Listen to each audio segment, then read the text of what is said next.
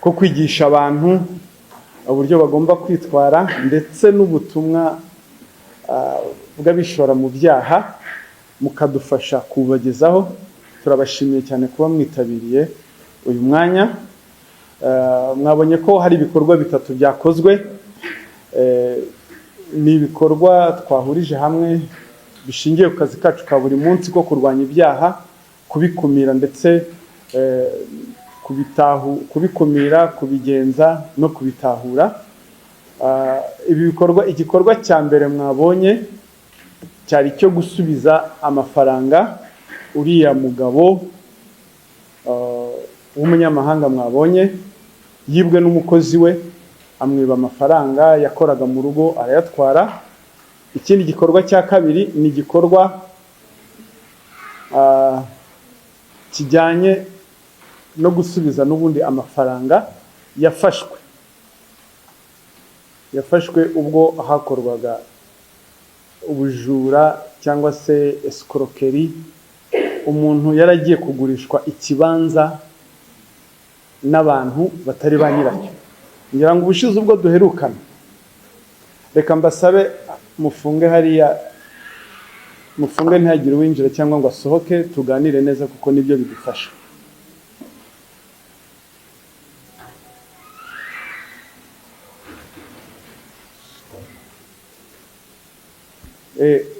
Kiriya gikorwa mwabonye cya kabiri cyo gusubiza umuntu amafaranga, muri no minsi hari abantu bari gukoresha impapuro mpimbano.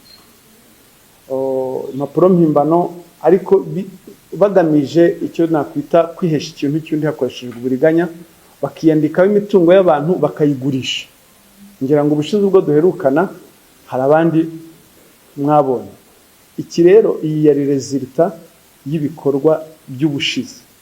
Ikindi cya gatatu mwabonye bariya basore baje nabibye telefone.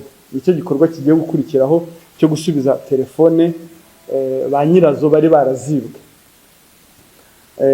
Twabatumiye rero kugira ngo tubagezeho amayeri akoreshwa n'aba bantu biba cyangwa se bihesha ikintu cy'undi hakoreshejwe uburiganya. Ayo mayeri impamvu tube turababwira ni ukugira ngo utazagwa muri uwo mutego, utazaba nka wa muntu uvuga ngo iyo mbimenya. Ariko iyo tubibabwiye mbere urabimenya, bakugeraho ukababwira ati nakumenye. Ndetse iyo ubimenye wabamenye koko ntabwo biba bigomba kurangirira aho ngaho, ngo uba ugomba no gutanga amakuru. Iyo tumenya amakuru turabyirinda. Ni ukuvuga ngo iki gikorwa tuba turimo nta kindi kiba kigamije, ni kugira ngo tumenyekanishe ibikorwa dukora, tubwira abantu amayeri akoreshwa n'abagizi ba nabi kugira ngo babyirinde. Muri make ibikorwa nk'ibi ngibi iyo twabatumiye biba bigamije gukumira ibyaha. Gukumira ibyaha kuko imenya amayeri urayirinda. Telefone mubona hano zafashwe zingana na telefone 280. Ni telefone zibwe n'abantu batandukanye, hari abagishakishwa. Turahera rero kuri iki gikorwa cya mbere wenda cyo kugurisha ubutaka bw'abantu. Nyuma y'uko tariki enye Ukuboza 2024 twerekanye abagabo batatu bafatiwe mu bikorwa byo kugurisha ubutaka bw'abantu bakoresheje impapuro mpimbano. Twakomeje gukora iperereza, hanyuma RIB iza kumenya amakuru ko hari abandi bantu bari gushaka kugurisha ubutaka, bya bindi byo guhererekanya twita transfer. Bahise bafatirwa mu cyuho. Ni babandi wabonye umugore n'umugabo, umugabo yitwa Kayiranga Calixte afite imyaka 51 na Kayirebwa Aline. Uko babikoze rero bariya nubwo babonye babiri ntabwo ari umugore n'umugabo, ariko mu bikorwa bakoraga bari bise umugore n'umugabo, bira by'ubujura. Umugabo wa Calixte Kayiranga aba hanze mu Burayi. Uyu mugore rero mwabonye Kayirebwa Aline niwe wigize nk'umugore wa Calixte. Bafata indangamuntu y'umugore w'isezerano wa Kayiranga Calixte bashyiraho ifoto ya Kayirebwa Aline nk'indangamuntu. Nyuma y'uko dutangaje biriya bariya bafashwe, abantu batangiye kujya bagira amakenga, n'abanoteri batangiye kugira amakenga, barabitugaragariza ko bagize amakenga, ndetse n'uwari ugiye kugura amaze kubona ibyangombwa yagize amakenga. Rero aho ngaho RIB yahise igoboka irabafata, ibafatira mu cyuho, ifatira igerageza no kugaruza amafaranga miliyoni 9,800 z'amafaranga y'amanyarwanda n'amadolari 5,000. Uriya mugabo niyo atwaye. Ku mafaranga miliyoni 24 yagombaga kugurwa cya kibanza bari bumvikanye. Ayo ngayo arengaho bari bamaze kuyarya, bari bamaze kuyatererana. Urumva ba komisiyoneri babajemo, kuko umuntu ujya kwihesha ikintu cy'undi bagira icyo bita muri za mvugo z'iki gihe ngo baraheba, kuko abagurisha ikintu cy'abandi atwarayo. Ni ikibanza rero giherereye mu karere ka Gasabo, umurenge wa Jabana, akagari ka Kabuye, mu mudugudu wa Tetero. Bariya bafungiye kuri sitasiyo ya RIB ya Rusororo. Uko mwababonye, Kayiranga Calixte na Kayirebwa Aline ntabwo ari umugore n'umugabo, ariko muri kiriya gikorwa cyo kwiba, cyo kwihesha ikintu cy'undi hakoreshejwe uburiganya, bitwaye nk'umugore n'umugabo, kuko umugabo ntiyari kubasha kugurisha umutungo asangiye n'umugore nta burenganzira umugore w'isezerano yamuhaye. Niyo mpamvu rero bashatse gukoresha ubwo buryo. Hano turaza gutanga ubutumwa tubuha ba noteri ndetse n'abandi bantu bagura ubutaka. Bakurikiranwaho rero ibyaha bitatu byo gukoresha inyandiko mpimbano, gukoresha umutungo w'urugo mu buryo bw'uburiganya, kwihesha ikintu cy'undi hakoreshejwe uburiganya. Iki cyaha cya mbere cyo guhimba inyandiko cyangwa gukoresha inyandiko mpimbano ni icyaha gihanwa n'ingingo ya 276 y'itegeko riteganya ibyaha n'ibihano muri rusange, aho ubihamijwe n'urukiko ahabwa igihano cy'igifungo hagati y'imyaka 5 n'imyaka 7, hakiyongeraho n'ihazabu y'amafaranga iri hagati ya 3 na 5 cyangwa se kimwe gusa muri ibyo bihano. Naho icyaha cya kabiri cyo gukoresha umutungo w'urugo ku buryo bw'uburiganya ni icyaha gihanwa n'ingingo y'150 y'itegeko riteganya ibyaha n'ibihano muri rusange, aho igihano yahabwa aramutse bihamijwe n'urukiko ni igifungo hagati y'amezi 3 kugera kuri 6. Ubutumwa rero dutanga, ubutumwa bwa mbere turabuha ba noteri b'ubutaka cyangwa se ba noteri bigenga. Turashima ko ubutumwa twatanze ubushize hari ababwumvise, hakaba hari abantu nk'abangaba babashijwe gufata, ariko noneho turagumya kubabwira ngo mugire amakenga ba noteri bigenga, ari ab'ubutaka n'abatarab'ubutaka. Turabagira inama yo kujya bagira amakenga igihe cyose bagiye gukora akazi bashinzwe, nk'uko ko guhererekanya ububasha, kuko harimo uburiganya bwinshi, harimo ububandi bwinshi, harimo amanyanga menshi. Mwayabonye aho Kayirebwa yiyita umugore wa Kayiranga, kandi ubwo baciye inyuma umugore w'isezerano kugira ngo bamuciye inyuma kugira ngo bagurishe ubutaka. Ayo makenga turabasaba kuyitondera, aho bagize dute bagasubira inyuma, bakabanza bakaverifiya neza, bakabyitaho ibyangombwa umuntu agiye gutanga, ugurisha ndetse n'ugura. Abagurisha cyane nibo bafite ikibazo, kuko nibo baba bashaka amafaranga. Noneho ubutumwa bundi tugena turabugenera abagura. Abagura nabo turabasaba kujya babanza gushishoza mbere yo kwishyura. Uriya mugabo mwabonye uriya utwaye ariya mafaranga aba yagarutse yose.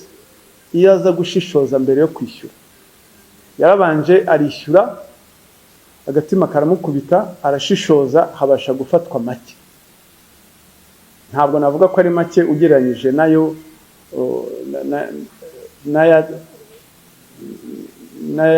n'agaciro k'ikibanza, kuko ntabwo twavuga ko kugaruza miliyoni 9,800 n'ibihumbi 5 by'amadolari ubwo mwakora mugakuba ni hafi miliyoni 16 cyangwa zisatira 17. muri miliyoni 24. Nakazi kabaka, ariko nayo ngayo aba yabuze, aba yagiye. Iyo ugize amakenga mbere yuko wishyura, nta na rimwe rigomba kugucika, kuko burya ifaranga riravuna. Murabizi mwese amafaranga aravuna. Ntabwo yarakwiriye kujya agenda gutyo, kuko ifaranga ry'umuntu uba ugomba kuritanga ku kintu nawe ubwawe ubona ko kizakugira akamaro. Ikindi gikorwa rero nicyo uriya mugabo w'umunyamahanga mwabonye wibwa amafaranga n'umukozi wo mu rugo witwa Niyonsenga Esther.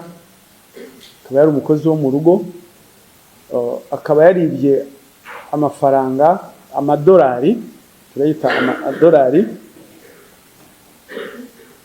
Yibye amadolari aragenda ajya kuyahisha kuri ya mugabo we. Ni umugabo babana ariko batasezeranye. Yibye ibihumbi 2,900. Hanyuma amaze kuyiba aragenda ayabitsa uriya mugabo, ariko yose yagarutse nk'uko yayatwaye. Ayibye yose yaragarujwe uko yari 4,000 by'amadolari. Ariya 2,900 niyo yahise ajya guha namwita umugabo we. Hanyuma ayandi arayatwara, ariko yose tuza kuyabafatana. Hafatanwa 4,000 by'amadolari n'amarupiya 3,342. Amarupiya ni Indian currency, ni amafaranga akoreshwa mu Buhinde, mu gihugu cy'Ubuhinde. Uko rero we yayibwe yose yagarujwe. Gusa ubutumwa dutanga, iyo ufite amafaranga nk'aya kutuyabika muri banki, kuko kuyabika mu rugo wumvise ko nawe yavuze ngo yayifite mu rugo ari mu ikofi, ngo yibagirwa gusiga adafunze. Ibyo nabyo ni uburangare bushyira mu kaga cyangwa ibyago byinshi amafaranga cyangwa umutungo wawe ufite. Ni byiza rero ko tugira za banki. Ni byiza ko amafaranga yacu twajya tuyabika kuri za banki, kuko biyarinda ibyago byinshi byo kuyiba. Ndetse ndasaba ko dutuza telefone dushyire muri silence. Iyo uyu mugabo aza kugira amakenga, amafaranga akayabika kuri konti, ntiyari kwibwa. Agize amahirwe we agarutse yose, ariko hari igihe atagaruka yose. Kuyabika ahantu hagaragarira buri muntu wese, ndetse ni gushyira ibishuko ku muntu, temptation ku muntu runaka, umukozi wo mu rugo. Gusa ntabwo niba bagushyize amafaranga imbere biguha nawe uburenganzira bwo kuba wayiba. Nuko nubundi murabizi ko umubaji w'imitima utayiringanije. Wowe bashobora kuyagushyira imbere ukifata, ariko undi bashobora kuyamushyira imbere ntiyifate. Bakurikiranweho rero ibyaha bibiri: icyaha cyo kwiba gihanwa n'ingingo y'166 y'itegeko riteganya ibyaha n'ibihano muri rusange. Igihano yahabwa aramutse abihamijwe n'urukiko ni igifungo kuva ku mwaka umwe kugera ku myaka 2, akiyongeraho n'ihazabu y'amafaranga hagati ya miliyoni na miliyoni 2. Ikindi cyaha cyo guhisha ibintu bikomoka ku cyaha nibihanwa n'ingingo ya 142 y'itegeko riteganya ibyaha n'ibihano muri rusange. Igihano yahabwa ni igifungo kuva ku mwaka umwe ariko kitarenze imyaka 2 n'amafaranga y'u Rwanda kuva kuri miliyoni 1 kugera kuri miliyoni 2. Aba mwabonye Niyonsenga Esther na Twizerimana Dieudonné yabitse amafaranga azi neza ko yibwe, ndetse agira inama n'uyu mugore ati hungira iwanyu ujye muri Ngoma aho uvuka kwa bene wanyu batazagufata. Yafatiwe Ngoma. Urumva ko n'umufatanyacyaha ni icyitso, byose ni icyitso cyujuje ibyangombwa. Abitse amafaranga azi ko yibwe, amugira inama yo guhunga. Ibyo rero turababwira ngo abanyarwanda twari dukwiriye kugira umutima wo guhanana. Icyo uyu mugabo Twizerimana Dieudonné yagombye kuba yarabwiye umugore we, reka kumubwira ati reka wakoze amakosa, wakoze icyaha, reka tujye kwa sobuja aya mafaranga tuyasubize, ubu bagiye kujya mu munyururu habe n'ifanta biguriyemo. Inzego zirakora, inzego zirakora. Abakeka ko bakwiba bikarangira aho ngaho, inzego zirakora, niko kazi ka buri munsi. Ariko nubwo dukora, noneho turasaba n'abantu ko bafatiye mbere nabo. Ubutumwa tubaha turaba ubutumwa ko bafatiye mbere, bakaba ari bo ba mbere bicungira umutekano w'ibintu byabo.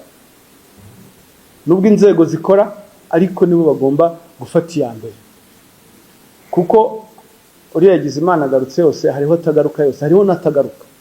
Nubwo yafatwa ntagaruke, still ubigiye mu gihombo. Ikigaragara, hariho ibyaha bikorwa kubera uburangare. Ibi byaha byose mubona hano twaberetse, harimo uburangare, harimo ubuteganye buke, harimo ubuteshuke, harimo no kutagira amakenga. Ibi byose turetse uburangare, tukagira amakenga, tukirinda kugira ubuteshuke buke cyangwa kudashishoza, ibi ni ibyaha byacika. Ni ibyaha byacika hano muri iki gihugu.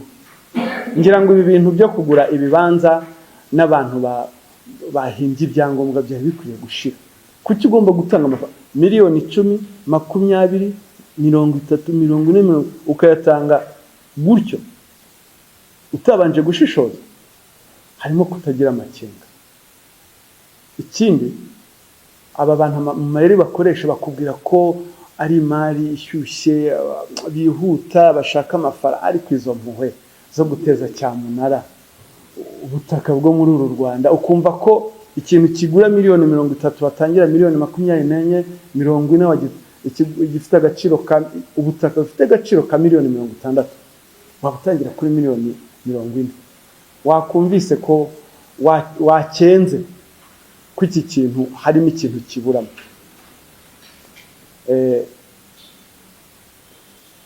Nyuma rero twajya ku gikorwa cy'izi telefone mubona. Nyuma yo kwakira ibirego bitandukanye by'abantu batandukanye byo kwibwa telefone, hari 4 bafashwe baziba, turaza kubabwira amayeri bakoresha. Hari abandi bagishakishwa, hari nabo izi telefone zagiye zifatanwa baziguze n'abazibye, bakavuga bakemera igihombo, tukoroshya ibintu, bamwe ati icyo gihombo uragitwaye ariko subiza telefone y'abandi, ubutaha ugira amakenga. Si ubwa mbere tubivuga, nta nubwo duhagaze kubibabwira, tuzagumya twigisha. Ariko kandi abantu b'Abanyarwanda bagomba kugaragaza ko ari Abanyarwanda bumva. Telefone 280, ubushize zari 190, na mbere yaho zari nk'izo ngizo. Abantu bari bakwiriye kutugabanyiriza akazi, bakagira amakenga, bakabika telefone zabo, tugahugira mu kurwanya ibindi byaha. Kuko ibi byose muraza kubibona. Mwabonyemo n'uriya musaza w'imyaka 70. Izi telefone mubona, hafashwe telefone 280 zifite agaciro ka miliyoni 62,505. Abafashwe bakaba bakurikiranwe icyaha cy'ubujura. Abafashwe n'uwitwa Ndayisenga Eugene, Kaberuka Eurad, Ntivuguruzwa Evariste, Amerika Jean Paul, wari wiyitiriye izina rya Habinshuti Sad. Uyu Kaberuka Eurad niwo mperaho imyaka 70. Mwamubonye uriya musaza, biratangaje gusaza uri mu byaha nk'ibi byo kwiba telefone. Urabona ukuntu yaratuje, yinjira muri telefone mu iduka, ari hamwe n'abandi basore, akajijisha umuntu ugurisha, akamubwira ati mpereza kiriya kintu, nk'iki ngiki, toya timpereza kiriya. Bigasaba undi ugurisha kurira. Urumva iyo wurira uteye umugongo, yamara kumutera umugongo telefone aba yabonye aho yayishyize, akaba arayirashye, akaba yishyize mu mufuka, cyangwa akayihereza mugenzi we agahita asohoka, undi akaguma mu iduka akavuga ati yewe ndabona icyo nashakaga ntakibonye, ubwo akabagiye.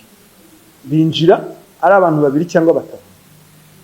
Biratangaza buriya niyo hari n'igihe yinjira mu iduka yareba akabona telefone yawe atazi aho wayishyize, akakwibarisha ati ni sangapi, ugakuramo telefone ukareba, yangiza agahita kujisha akakubwira amanuro ya biriya, telefone ukabura yirambitse, akaba yirashye, akabihereje mugenzi we w'inyuma, wagasigara akujijisha ngo ibyo ashaka, ibikoresho, ibicuruzwa ashaka ntari kubibona.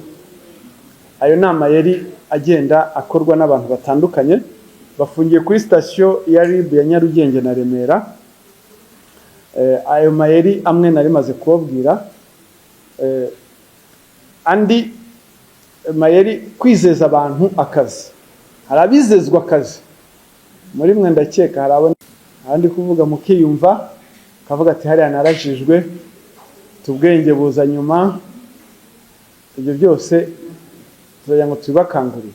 Umuntu yizezwa akazi, bakamuhamagara bakamubwira ngo ubwo babakorana ari nk'abantu nka batatu.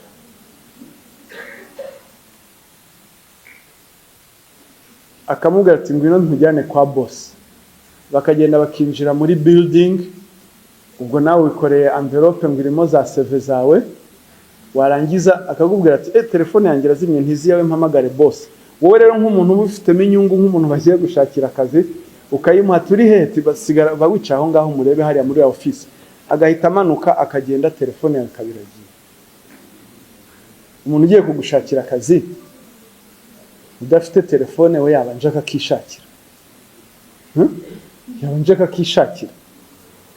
Hari rero n'ibindi mu bukwe cyangwa ahantu hateraniye abantu benshi. Buriya umujura ntagira ukwasa, nawe aza yambaye neza, yambaye cravate na costume nziza n'utwo yidegije kabisa. Twumvikane, mumfashe. Mu bukwe haza abantu bambaye neza, ariko hazamo n'abajura batagetinga telefone ari nka bane, bagafata kona enye. Hanyuma cyagiye cyo gutanga amakado cyangwa se cyo kubyina, abantu bagahaguruka mukava ku meza mwese mukayisiga iri empty, nawe yamaze kuzitagetinga akazifata agasakuma agahita agenda. Kandi azifata ukagira ngo ni umuntu wasigaye zirinze, wamureba ngo kuntasa niko bamwe batubwira ngo ntabwo wakekaga ko ari umujura, wabonaga ko iriya iPhone 16 ariye rwose. Umujura sate ibyo ngibyo ni ikintu uburangare. Ejo bundi hari ubukwe nagiyemo, mu bukwe nari ngiyemo mbona abantu barahagurutse bose bagiye gutanga kado, ariko nari nicaye ku meza imwe ndende meza hariya, ndavuga nti mbega ubupfayongo. Baragurutse barazita, ariko ngira ngo aho ndakeka ko nta wa muntu wari uhari uziye. Nanjye nguma mpanze ijisho hariya, bagarutse ndababwira nti ko mwese mwagiye gutanga kado mukabura n'umwe musiga hariya, buriya zira telefone zanyu bazibye, ubwo ntibyaba biturutse ku burangare bwanyu. Umwe aransubiza, nubwo bazitwara sisimbo n'ubundi mujya muzisubiza abantu. Ntabwo yego sha ndamwana nibyo rwose. Namusubije ko ifite ubushake bwo gushaka izi telefone z'abantu zibwe, ariko ntabwo ariko zose zigaruka. Ntabwo arizo ko zose zigaruka kubera impamvu zitandukanye. Rero we muzawe ishobora kuba ntayagarutse, kandi iyo tugiye gushaka telefone dufata ibirego hamwe byakiriwe tukazishaka gutyo. Ntabwo tuvuga ngo iyi ni akanaka, iyi ni akanaka, dufata zose, ntituba tuzi n'iz'agaciro ngo ni iz'agaciro kangana iki, ifashwe tukayizana tugahamagara nyirayo. Urumva aho ngaho uburyo yansubijemo harimo imvugo y'ubupfayongo. harimo imvugo, harimo kutagira amakenga. Mwese murahagurutse muragiye. Noneho igisetsa, hari n'igihe wicara no kuri table, buriya abantu bicara no kuri table bataziranye, sibyo? Umuntu akagenda akareba table, akascreeninga, akabona niho hari amatelefone mazima, akagenda akayicaraho akabatera story, ubona asa neza, ubona ari umuntu wo muri uyu mujyi. Mwese mwaza guhaguruka ngo usigare turebera ngo turaje. Usigaye barebera muramuzi, kuko agasigara barebera zose akazitwara akagenda. Ndi kuvuga ingero zimwe nkumva abantu hari inyuma barasa, buriya ahita yiyumva. Uwo mvuze ahita yiyumva, akavuga ati ni jewe tu, buriya avuze. Ayo nama yeri tuba tubabwira ngo ibyo ni bya telefone ntabwo iremereye. Kuki aho wajya hose ntiremereye, ariko ni akantu k'agaciro hejuru ya miliyoni ibihumbi 600 500. Irakuremereye ku buryo utayitwara, ntacyo bitwaye wayitwara. Izo ni ingero tugenda mu nsengero. Rero na mu nsengero nibyo hari n'undi nawe uherutse kutwandikira ati birababaje rwose kuba telefone yanjye yaribiwe mu nzu y'Imana. Mu nsengero ntabwo bahatinya, bariya abantu nta hantu batinya, no mu nsengero bajyamo. Ugahaguruka ugahimbaza, ugahumiriza, ukamanika amaboko, telefone yawe ukayishyira ku ntebe inyuma yawe. Ubwo ni ubupfayongo, ni ubuteganye buke, n'amakenga make. Telefone n'isakoshi bitereka imbere, nubwo bitereka hasi, ariko bitereka imbere aho ureba. Nta uzakwiba aguturutse imbere, ariko uguturuka inyuma ntuzu ibyo akora. Telefone ntiremere kuki yishyira ku ntebe yawe wicayeho utareba, yishyiraho ureba. Wituma wibwa, wituma buriya uzi yagiye kukwiba ukuntu abavuga ati iriya niyo ndangare, reka bariyo niba, niko bavuga. Kandi koko wajya kureba ugasanga bitari kure y'ukuri, ugasanga bitari kure y'ukuri. Mu rusengero rero naho hinjiramo ababi n'abeza, hinjiramo naho abajura bakazitwara. Dore ko n'abari mu rusengero banakeka ko umuntu wese winjiye aho ngaho yejejwe. Reka da, hariho n'uba waje kwihana ibyaha byo kwiba, agahita niba akanagenda. Mu mahugurwa na za conference cyangwa workshop, umuntu akaza muri workshop asa neza, yambaye badge, afite agakapu kagira ngo ni laptop urimo, wamureba ukavuga ati ni presenter kabisa. Akicara, baza ari nka batatu, umwe agacungira undi. Cyagiye mu gihe muri ya coffee break, telefone aba yamaze kuzireba, laptop aba yamaze kuzireba, akazitwara. Akaba aranyarutse, mwese mugasigara murebana ngo telefone yagiye he, laptop zacu. Ibyo nabyo ni amakenga makeya. Ikindi, abasiga ibikapu byabo mu mamodoka bakaziparika ahantu hariya. Igihugu cy'u Rwanda gifite umutekano, kiracunzwe, ariko ni responsibility ya buri muntu, ni responsibility ya buri muntu kwicungira umutekano w'ibintu bye. Ntabwo wakwandarika ibintu byawe, kuko murabizi nta mupolisi, nta mugenzacyaha waba kuri buri rugo, cyangwa se ngo abe kuri buri modoka y'umuntu waparitse. Rero abatwumva turabasaba ko usibye no kuba imodoka yawe ishyira mu kaga kuba yamenwa kubera cya gikapu, kuko bashakamo ya telefone, urumva iyo bakumeneye imodoka bakagutwara n'ibintu ubuhombye kabiri. Turasaba abantu rero ko bagira amakenga, ibyo bintu babyirinde, kuko nk'uko nabivuze, umubaji w'imitima ntiyayiringanisha.